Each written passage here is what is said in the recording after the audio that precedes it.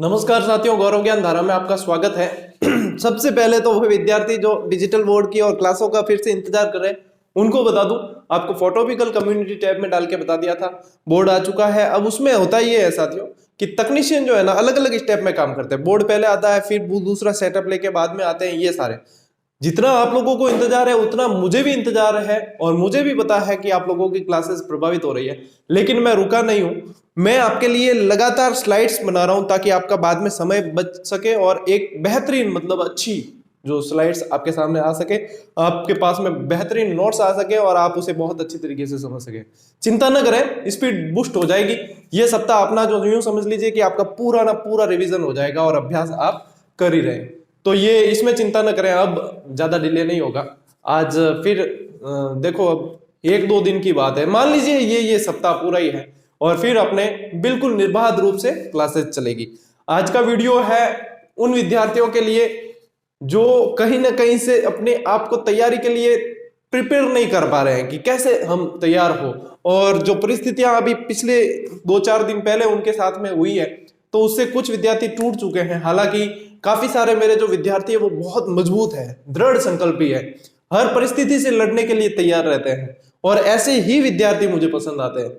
तो ये है साथियों। अब बात करते हैं, ये देखो परिस्थितियां ऐसी होती है कि जो व्यक्ति कहता है ना परिस्थितियां मेरे अनुकूल है, ऐसे आपको बिल्कुल नहीं मिलेंगे। सभी ऐसे मिलेंगे कि परिस्थितियां मेरे अनुकूल नहीं है, सभी के प्रतिकूल होती है, किसी की भी परिस्थितियां अनुकूल नहीं होती है। ठीक है। अब कुछ विद्यार्थी कहते हैं, एक कल मैसेज भी आया था कि सर लोग ताने मार रहे हैं, रीट आगे खिसकी है ना, रद्द हुई है रीट, तो उसके बाद में क्या लोगों को मजा आया है, लोग ताने मार रहे हैं। और मतलब विद्यार्थी की पीड़ा को समझने की बजाय, हालांकि उन लोगों की तो ये देखो, लोग काम ही लोगों का यही होता है ना, और अपना काम ये है कि अपन उन लोगों को इग्नोर करें और यही बेहतर है अच्छी तैयारी के लिए। देखो लोगों की यदि बात मान के आप बैठ गए तो लोगों का काम तो यही है। जब मैंने क्लासेस स्टार्ट की थी तो लोगों ने बातें की थी, कई कहते थे कि 4 दिन की चांदनी फिर अंधेरी रात, कब तक कंटिन्यू करते देखते हैं, और अब कहना बंद कर दिया। तो आप जो कर रहे हो उसे करते रहिए, कहना वो ही बंद करेंगे। आप उन किस किस का मुंह बंद करने जाओगे? आपको सिर्फ अपना काम करते रहना है, अपने आप कहना बंद करेंगे। आप यदि पलट कर जवाब दोगे या कुछ ऐसी प्रतिक्रिया, तो वो करनी नहीं है। क्यों? क्योंकि देखो बिच्छू की प्रवृत्ति क्या होती है, आप उसे बचाने की कोशिश कर लो लेकिन वो डंक मारेगा। तो ऐसे व्यक्ति और ऐसे लोगों से मुंह भी क्यों लगना है ना, जो हमें प्रोत्साहित नहीं कर सकते, जो हम जानते हैं कि वो हमें हतोत्साहित करने के लिए ही बात करते हैं, उनसे बात ही क्यों करें उनसे। अब एक विद्यार्थी ने मैसेज किया कि सर शादी ब्याह का माहौल चल रहा है, तो शादी में जाते हैं तो भी समस्या होती है, नहीं जाते तो भी समस्या होती है। जाते हैं तो समस्या ये होती है कि ताने मारते हैं लोग, चैन से खाने नहीं देते हैं। नहीं जाते तो ये समस्या होती है कि कहते हैं कि लोग आते नहीं है शादी में, वो ये परिस्थितियां होती है साथियों, मैं समझता हूं। अब इसके लिए आपको करना क्या है, पहले तो उन देखो, आप ये यदि उम्मीद करते हो कि हमारे जो है सारे रिश्तेदार हमें अप्रिशिएट करें, हमें मतलब प्रोत्साहित करें, तो ये संभव नहीं है। आपकी सफलता से सिर्फ आपके माँ बाप, आपके बिल्कुल करीबी जो भाई बहन वगैरह रिश्तेदार ऐसे हैं वे, है ना, बिल्कुल करीबी 2-4 मित्र, बस इनको ही खुशी होगी। बाकी सब जो है कोई नहीं चाहता आज की तारीख में कि कोई व्यक्ति सफल हो, कोई व्यक्ति सक्सेस हो, सक्सेस मिले उसे, आगे बढ़े। इस कलयुगी भारत में तो कोई भी नहीं चाहता है, मैंने खुद देखी है ये चीजें। तो उम्मीद भी मत करना कि मैं जो चीज कर रहा हूं उसे सभी खुश हो, मैं जैसे क्लासेस दे रहा हूं तो 100% इससे सभी खुश हो, ये भी नहीं है, हमें भी नकारात्मकता मिलती है। तो आप लोगों को इसके लिए तैयार होना चाहिए, सभी खुश नहीं होंगे। एक आपके गुरुजी, आपके माँ बाप, आपके बिल्कुल क्लोज घनिष्ठ मित्र और बिल्कुल क्लोज रिश्तेदार, ये 2-4 लोग हैं जो खुश होंगे, बाकी तो। और यदि आप जैसे सफल होते हो, है ना, आज की तारीख में ये है कि अपने सुख से कोई सुखी नहीं है ना, और अपने दुख से कोई दुखी नहीं है, दूसरे के सुख से लोग दुखी है। और ये प्रवृत्ति आजकल बहुत ज्यादा है। जो दूसरा अगर खुश है तो उससे अपन फिर दुख होते हैं, दूसरा दुखी है तो उसके दुख से खुद खुश होते हैं। ये प्रवृत्ति देख सकते हो, आप समझ सकते हो कि ये कैसी प्रवृत्ति है आजकल। तो अपन को क्या करना है, विद्यार्थियों को क्या करना है, विद्यार्थियों को ये सब चिंता नहीं करनी है। क्यों परिस्थितियां, मैं आपको एक क्लियर बात कह देता हूं, ये आने वाला 1 या 1.5 साल आपको यदि आप निरंतर लगे रहते हो 100% नौकरी देके जाएगा। जितनी आपको वैकेंसी अब क्लियर करने की, वैकेंसी पूरी मतलब भर्ती पूरी होने का इंतजार नहीं है, उतना सरकार को इंतजार, सरकार के सामने चुनौती है। और सरकार को अगले इलेक्शन आने से पहले पहले ये भर्तियां पूरी क्लियर करनी पड़ेगी, साफ सुथरी करनी पड़ेगी, बिना किसी मतलब गंदगी के, यानी कि बिना कोई ऐसा मैटर हुए। जो मेहनत वाले विद्यार्थी है वो अब लगेंगे, ये मेरा मतलब अनुभव कह रहा है और मैं मतलब इसे देख पा रहा हूं कि हाँ ये चीज होगी अब, ठीक है ना। तो आपको क्या करना है, आपको कंटिन्यूटी रखनी है बिल्कुल। अब जैसे शादी ब्याह है मत जाओ, क्या लोग कहते हैं, लोग तो ऐसे भी कहेंगे, लोग ऐसे भी बोलेंगे ऐसे भी बोलेंगे, लेकिन मत जाओ। आपका काम अभी, आपका जो सच्चा प्रेमी है, आपकी जो सच्ची चाहत है वो सिर्फ आपकी किताबें हैं। आप मत जाइए ऐसे फंक्शन में। मान लीजिए वहां समय व्यर्थ होता है तो इससे बढ़िया जैसे आधा घंटे के आपके पास में टाइम है तो मेडिटेशन कर लो, बिल्कुल मस्तिष्क जो है वो शांत हो जाएगा। इसके अलावा आप मत जाइए। आपका जो अभी जो चीज आपको करनी है वो आपको मतलब बहुत बेहतरीन तरीके से पढ़ाई करनी है और बेहतरीन तरीके से अव्वल दर्जे से पास होना है, ठीक है ना। तो इसके लिए अब जैसे लोग कहेंगे, कहने दो, जब आप सफल हो जाओगे यही लोग आपका उदाहरण भी पेश करेंगे। जब आपको सफलता मिल जाएगी यही लोग कहेंगे कि ये देखो इससे कुछ सीखो, ये शादी में नहीं आता था, कहीं फंक्शन में नहीं जाता था, लेकिन पढ़ाई करता था और आज इसका रिजल्ट देखो ये चयनित हो गया है और इसी बदौलत हुआ है कि इसका समर्पण इतना था। तो आप लोग अपने प्रति जो प्रतिक्रियाएं मिल रही है उनका रुख मोड़ सकते हो और ये क्षमता आपके अंदर ही है, ठीक है ना। अब देखो ये 1 साल आपको निरंतरता रखनी है, नियमितता रखनी है। जो व्यक्ति अभी भी सोए हुए हैं, उठ जाना, अभी भी समय है। यदि अभी नहीं जगे तो फिर कोई मतलब नहीं है ना।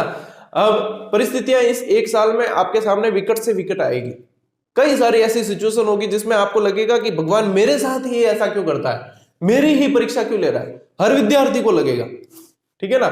लेकिन इस परिस्थिति से आपको खुद ही निकलना है और हर परिस्थिति का सामना डटकर करना है, चाहे कितनी भी परिस्थितियां विकट आ जाए, चाहे आसमान गिर पड़े या धरती फट पड़े, चाहे कैसी भी मतलब परिस्थिति आ जाए, लेकिन आपको एक बात ध्यान रखनी है, मैं रुकेगा नहीं, ठीक है। आपकी भाषा में ही समझा रहा हूं। और चाहे कितना भी कोई झुकाने का प्रयास करे, मैं झुकेगा नहीं। आपको निरंतर लगे रहना है। कुल मिलाकर यदि आपकी निरंतरता, नियमितता टूटती है तो यह समझ लेना कि आपको फिर से जीरो से शुरू करना है, ऐसा मान लेना। और इसीलिए आपको मैं कह रहा हूं, मैं हर बार कहता हूं नियमितता बनाकर रखें, ये चीज करें। अब इस 1 साल के लिए यदि कोई शुरुआत करे कि किसी को समझ में नहीं आ रहा कि शुरुआत कहां से करें, तो सबसे पहला काम है आपका निर्णय लेना, सबसे पहला। इसके अलावा, इसके बिना शुरुआत नहीं की जा सकती। सबसे पहला है निर्णय लेना। आपको रीट देनी है, सेकंड ग्रेड देनी है या फर्स्ट ग्रेड। जो रीट और सेकंड ग्रेड के विद्यार्थी है एसएसटी से, उनके लिए कोई समस्या नहीं है, उनका लगभग सिलेबस समान है। तो वो जहां चल रहे हैं उसी रास्ते पे चलना है। मान लीजिए कोई दूसरे स्ट्रीम के हैं जिनके फर्स्ट ग्रेड में अलग है, सेकंड ग्रेड में अलग है, रीट में अलग है, तीनों में अलग अलग, आपको यहीं पर निर्णय लेना है और आपका निर्णय ही आपके लिए सबसे अहम है।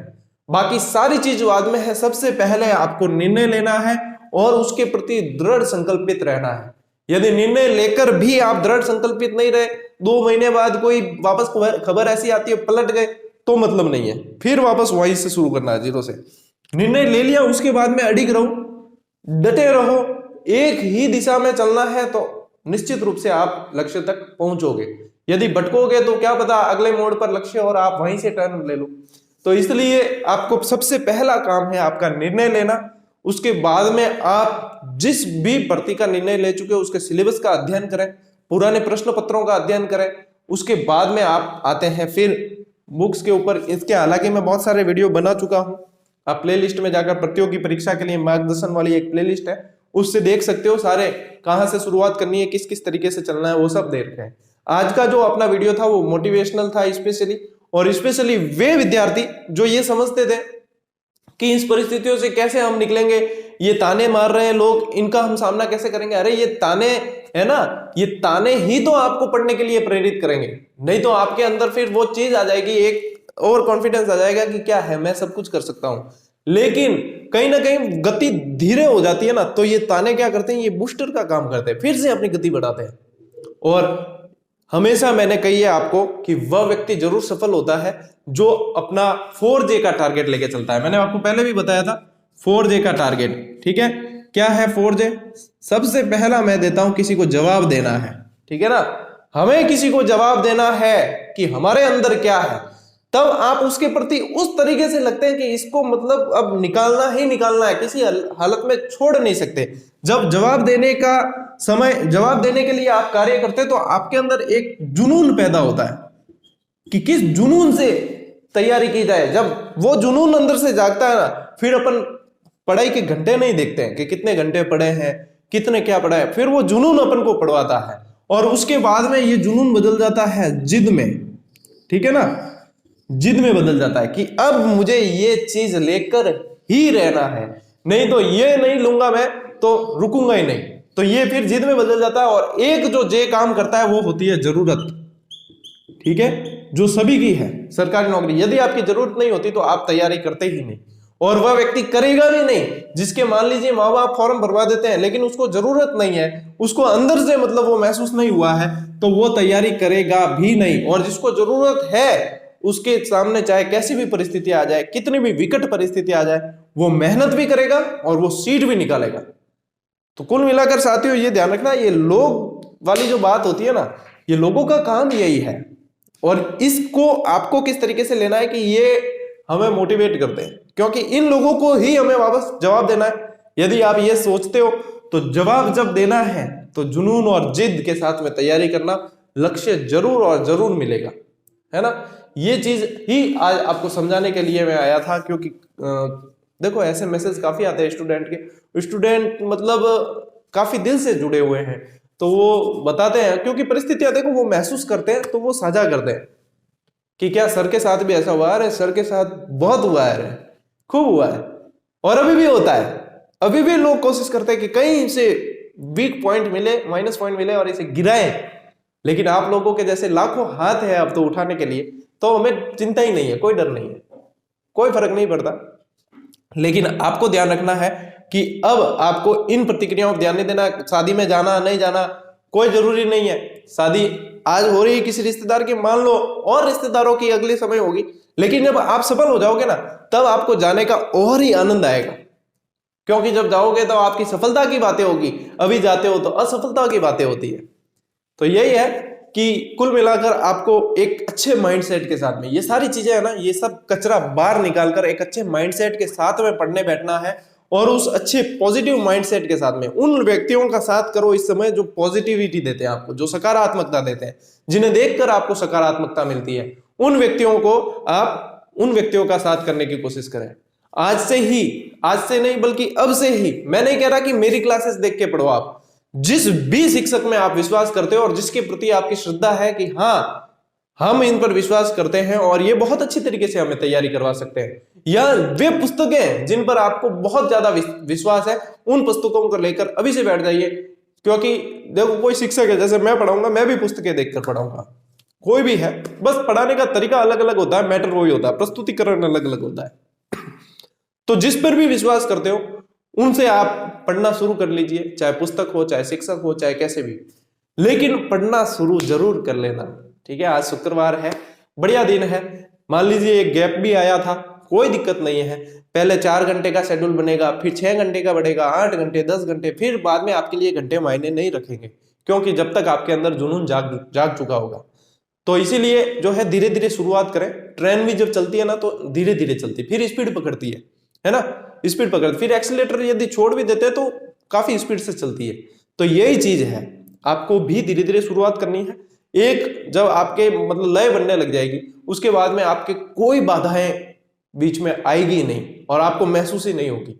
और समय समय पर मैं आपके साथ में हूं, हर समय पर हर कदम पर आपका साथ देने का प्रयास करता रहूंगा, क्योंकि आप लोगों का विश्वास है और उस विश्वास पर खरा उतरना मेरी जिम्मेदारी है। लेकिन अब अंत में एक बात जरूर ध्यान रखना कि कैसी भी परिस्थिति आ जाए मैं रुकेगा नहीं, ये बात मूल मंत्र है और इसे आपको ध्यान रखना है। 2 मंत्र दे दिए, देखो एक तो मैंने दिया था ओम इग्नोराय नमः, जो भी नकारात्मक प्रतिक्रिया देता है ओम इग्नोराय नमः सबसे बेस्ट है ना। इस मंत्र का 10 बार जाप करो, अपने मन के अंदर शांति मिलेगी, बहुत ज्यादा शांति मिलेगी और आप अपने लक्ष्य के प्रति प्रेरित हो जाएंगे। दूसरा पॉजिटिविटी देने वाला मंत्र है मैं रुकेगा नहीं, ठीक है, और रुकना भी नहीं है, जब तक लक्ष्य हासिल नहीं हो जाता रुकना भी नहीं, निरंतर चलना है। मिलते हैं साथियों अगले वीडियो में, तब तक के लिए राम राम, जय हिंद।